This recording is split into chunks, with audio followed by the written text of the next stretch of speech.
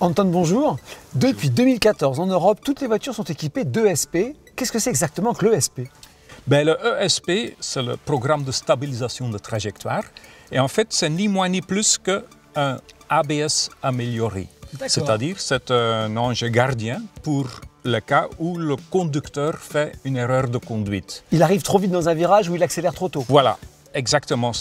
Prenons l'exemple où il arrive trop vite dans un virage. Quand on appuie sur les freins, il y a d'abord le système anti-blocage des roues, l'ABS qui va se mettre en route, mais la voiture a tendance d'aller tout droit.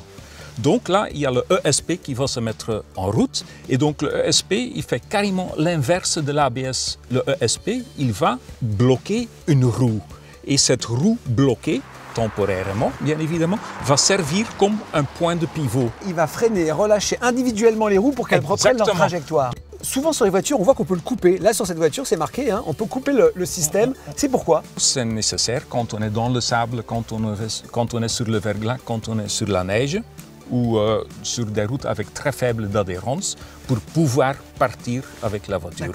Une fois qu'on est parti, de toute façon, on part et on dépasse une certaine vitesse. Ça se remet en route. Ça se remet automatiquement en route. Ça ne veut quand même pas dire qu'on ne peut pas sortir de la route lorsqu'on a un ESP. On peut quand même sortir de la route. C'est clair, le ESP, ça ne déplace pas les lois de la nature. Quand on est en route avec des pneus lisses et on roule trop vite sur il ne va jamais rattraper.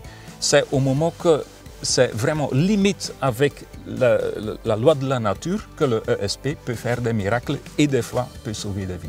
Merci Anton pour toutes ces explications. Je vous en prie, au plaisir.